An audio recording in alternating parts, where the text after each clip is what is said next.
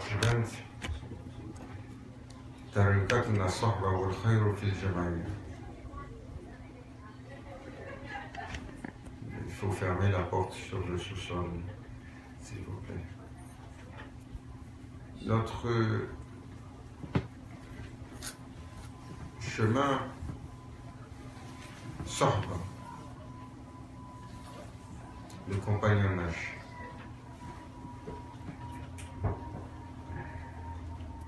et le khayr sur l'assemblée, le bienfait. Le tariqa est un chemin d'une subtilité exceptionnelle, des chemins d'éducation spirituelle.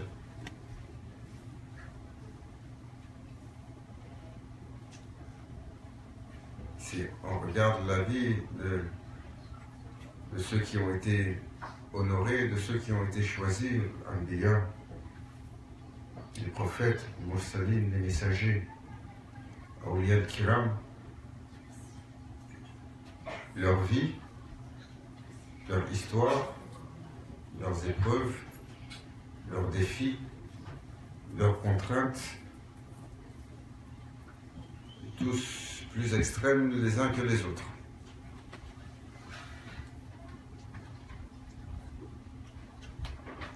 Car Allah Azzawajal a choisi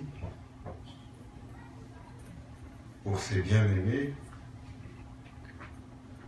le chemin de l'accomplissement, al-futuhat, dans la chevalerie exceptionnelle.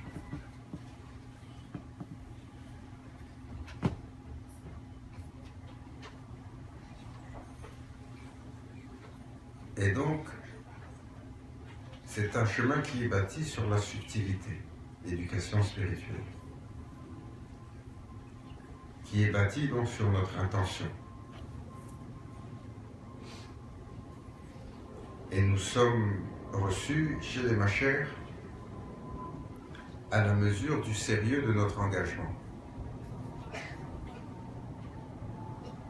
Comment sérieux nous sommes.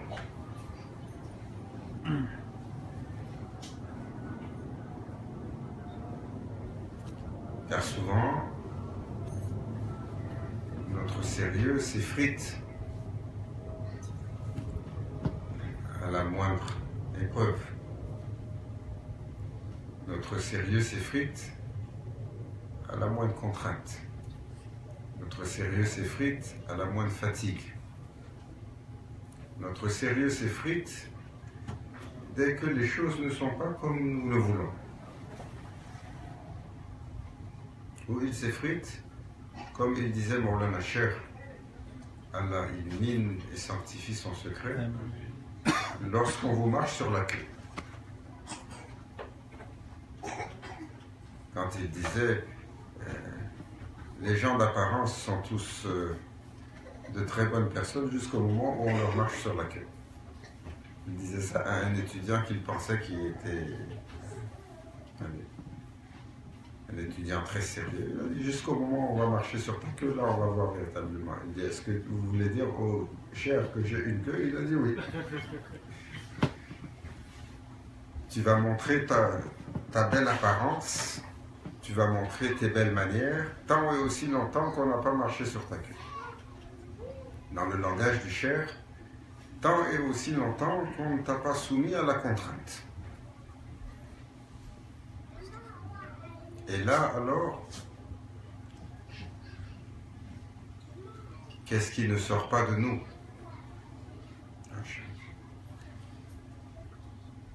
Celui qui était toujours d'apparence noble, quand la colère entre, alors là on voit des choses étranges.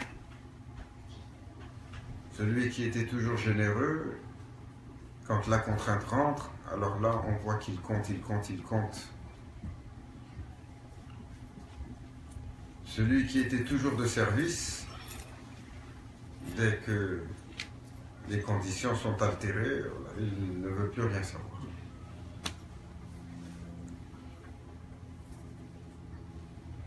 Celui qui était toujours dans la déférence et dans le respect, masha'Allah, Dès que quelque chose ne fait pas son affaire, alors il se redresse et attends une minute là. Notre caractère nafs, il est comme ça. Et pour Awliya al-Kiram, Mawlana Cheikh, toujours il disait, un étudiant, il est sous test 24 heures sur 24, 7 jours sur 7. Il n'y a pas un moment où il n'est pas sous l'œil de son cheikh sur le chemin de l'éducation. Et il ne faut pas penser que pour eux c'est compliqué. Awliya al-Kiram, Allah il peut faire ce qu'il veut. Si à Shaitan il a donné la possibilité, le dernier des créatures, la dernière, de suivre tous les humains en même temps, il ne faut pas sous-estimer la réalité, la capacité des gens d'Allah, Rijal Allah, Awliya al-Kiram. Ils sont sous une autre autorité. C'est pour ça que Allah il dit, le hadith Qudsi, quand le prophète sallallahu alayhi wa sallam a parlé à propos de ces gens qui voient avec le regard d'Allah. Qu'est-ce que ça veut dire? Celui qui voit avec le regard d'Allah. Qu'est-ce qu'il voit? Pour ça, sallallahu alayhi wa sallam, il a dit, faites attention à la vision du croyant. Parce que c'est avec le regard d'Allah qu'il regarde. Il voit ce que le commun ne voit pas. Il voit ce que les gens cachent en apparence. Il voit leurs intentions. Parfois, il entend leurs pensées. Parfois, il entend la turbulence. Mais il a toujours le cœur généreux.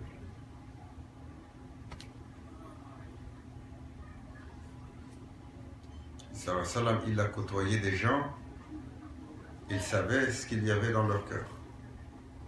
Sahaba al-Kiram, ils ont côtoyé des gens, non seulement ils savaient ce qu'il y avait dans leur cœur, ils savaient ceux parmi les gens qui les entouraient qui allaient causer leur propre mort.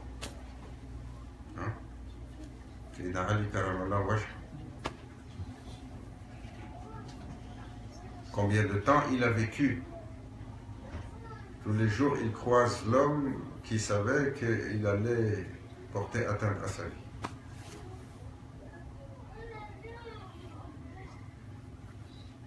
Est-ce qu'il a fait quelque chose? Non. Mais il savait. Donc, Mawlana Cheikh, toujours, il disait, l'étudiant, 24 heures sur 24. Et passer au crible, pas simplement ses actions, pas simplement ses paroles, pas simplement ses pensées, pas simplement ses intentions, mais tous les états de son être. Tous les niveaux de son cœur. L'humain est une créature exceptionnelle. Il est une multitude de couches. Nous avons tellement de complexité en nous. Celui qui se connaît son Seigneur. Qui se connaît? Nous? N'importe quel individu qui vient de marcher sur notre cœur, halas, a tout jeté. Même notre propre monture, pour un ouf, elle nous échappe de contrôle complètement. Et la colère nous gruge, et la méchanceté nous allume, et l'amertume nous saisit, et on va se plaindre. Si on a la chance, même on va demander la tribune aux Nations Unies pour raconter notre histoire, ce qu'il m'a fait, et je ne suis pas content. Alhamdulillah, il y a déjà assez de gens qui vont se plaindre là-bas. Heureusement, ils ne nous ont pas donné le micro. Comme il disait Mawlana Cheikh Hicham, Allah lui accorde longue vie, en santé, l'élève dans la lumière du prophète sallallahu alayhi wa sallam. et dans la lumière de Moulana Cheikh Sultan Laouli, on oblisse sa station et nous garde sous sa bonne garde et son regard. Pour un individu, c'est assez d'un exercice spirituel que d'écouter la plainte et la complainte à l'intérieur de lui.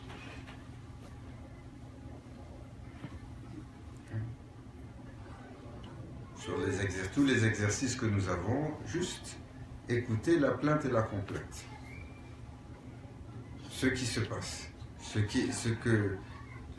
toutes les réactions internes.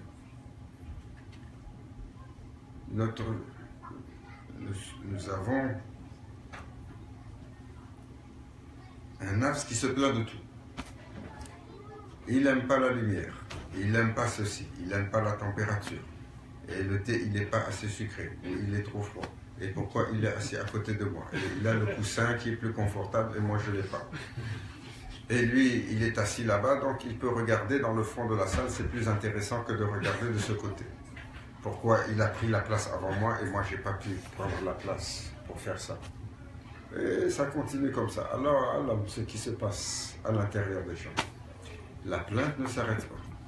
Sur l'autre, sur le conjoint, sur celui que nous aimons, sur celui que nous n'aimons pas, sur celui qui fait notre affaire, sur nos gouvernants, sur tout ce qu'on voit, on a une opinion, on a une...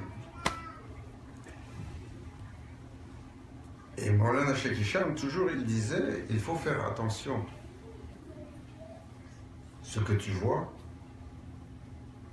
ce que tu perçois, ce que tu vis, c'est le scénario que Allah a écrit juste pour toi. Il a écrit le scénario, il te met dedans, il converse avec toi, il te regarde dans tes interactions sur toutes choses. Sans exception.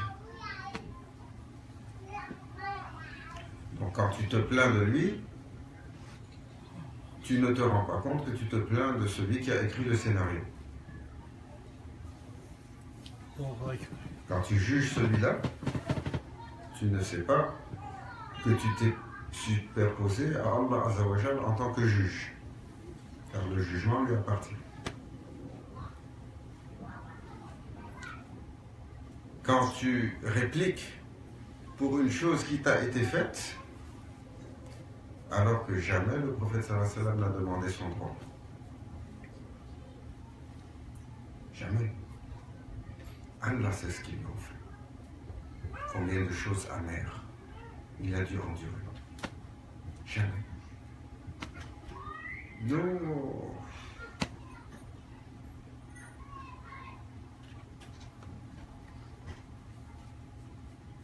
La petitesse de l'humain. Et sur les chemins d'éducation spirituelle, quelqu'un il a fait un commentaire particulier quand on est allé à Michigan, visiter Moulana Cheikh Hicham. Un commentaire très intéressant. Il a dit c'est étrange. Quand vous arrivez dans le compagnonnage d'un cheikh, les gens apparaissent sur leur région. Parce que nous avons beaucoup de masques. Et, alhamdoulilah, Allah Sattar, il nous cache. Bien heureux, sinon on ne pourrait pas s'asseoir les uns avec les autres. Il a dit, mais quand vous êtes dans le compagnonnage des ma chère, là vous regardez les gens et vous voyez qu'ils sont sous un autre jour. Ce qu'ils arrivaient à tenir, ce qu'ils arrivaient à dissimuler se dévoile naturellement. Ça, c'est la réalité d'une place sur Terre. Il y a une place qui est comme ça. Makkah Mukarrama. Et le Hijaz, quand vous allez à Makkah, on dit même l'hypocrite, il ne peut pas se cacher. La ville a une lumière qui éclaire tout le monde. Et elle a une particularité comme ville, ce n'est pas la seule chose. c'est pas juste ton action qui est jugée, mais également ce qu'il y a à l'intérieur. C'est pour ça, Awliya toujours ils disent, si vous n'êtes pas parmi les salihs, si vous n'êtes pas parmi les pieux, vous n'êtes pas parmi les purs, vous n'êtes pas parmi les gens de la lumière, faites attention à ne pas être désireux d'être dans ces lieux, dans la présence Baytullah, dans la présence de Rawda Sharif. Car vous apparaissez sous votre vrai jour, et même vos pensées et vos intentions seront sujets à jugement. Et quand vous allez chez Awliya al-Kiram, ils portent cette présence. Et vous apparaissez sous votre vrai jour.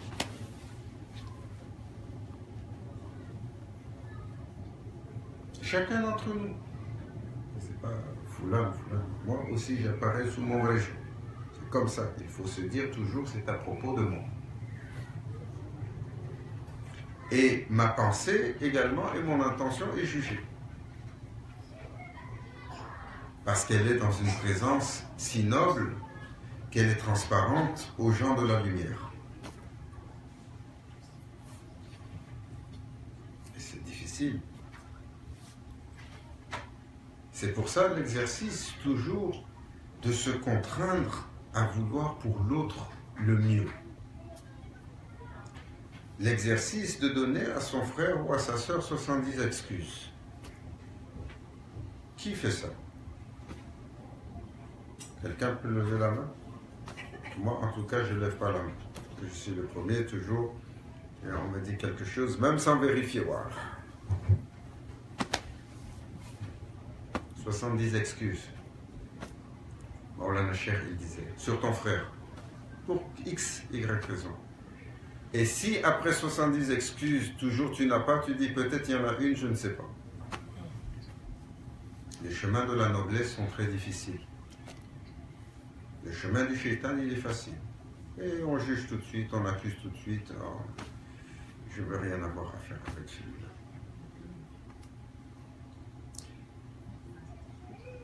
C'est pas sur les grandes choses qu'on va être scruté. C'est sur le détail du fond. Ce qui est réellement au fond de nous. Les grandes choses, il va arriver le jour du jugement dernier avec son amal. Il va dire, Ya Rabbi, j'ai prié pour toi. Il a dit, c'est pas pour moi que tu as prié. Ya Rabbi, Saum pour toi. Il a dit, c'est pas pour moi que tu as enlevé celui-là. Allez le jeter dans le feu. Ya Rabbi, Zakat fi sabilillah. J'ai fait la zakat. Il a dit, c'est pas pour moi que tu l'as fait. Ya Rabbi, Jihad fi sabilillah. Il a dit, c'est pas pour ton Seigneur que tu l'as fait. Tu l'as fait pour ton nafs.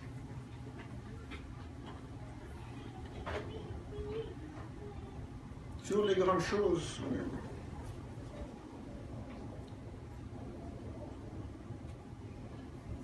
Quand tout est bien, quand on est à flot, quand la subsistance est là, quand le rizq est abondant, quand on est assis avec des gens plaisants, quand on est assis avec des gens qui nous aiment, quand on est... Il est facile d'être une bonne personne. Dès qu'on a marché sur notre queue, il y a latif. C'est là où la chose se dévoile. Et c'est là où est-ce qu'on est mesuré. C'est pas dans les meilleures conditions que le chevalier est mesuré dans sa chevalerie, dans sa grandeur d'âme, dans son courage et dans sa capacité. C'est dans les contraintes les plus extrêmes. Astaghfirullah. C'est lorsqu'il est privé, lorsqu'il est démuni, lorsqu'il est tordu par la douleur et par la solitude et par l'amertume, lorsqu'il a reçu le coup de poignard dans le dos. Combien de coups de poignard dans le dos le prophète sallallahu alayhi wa sallam a reçu? Qu'est-ce qu'il a donné en retour? Il a donné en retour le souffle de vie qui coule en nous. Il a donné en retour ce qui fait qu'on est tous ici ce soir. peut-être on aurait été dans un monde de zulm.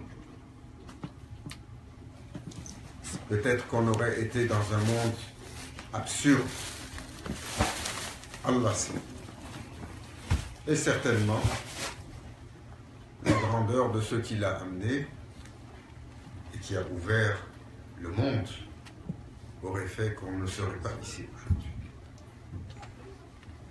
Salam, il a dit, soyez comme le dattier.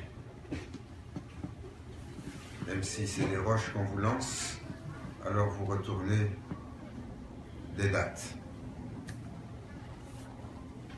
Allah Azzawajal nous éclaire sur cela. En dépit de notre volonté, car elle est si faible. Allah nous renforce sur le caractère noble et la chevalerie. Qui nous permettent d'ennoblir notre action, notre parole, notre geste, notre pensée et nos intentions envers lui, envers son messager, sallallahu alayhi wa sallam, envers Mashaykh al-Kiram, envers nos frères et nos sœurs et nos compagnons, envers tous. Cool. Que nous soyons parmi ceux dont personne n'a à craindre de l'action et de la parole. Et la khayratina bil Fatiha.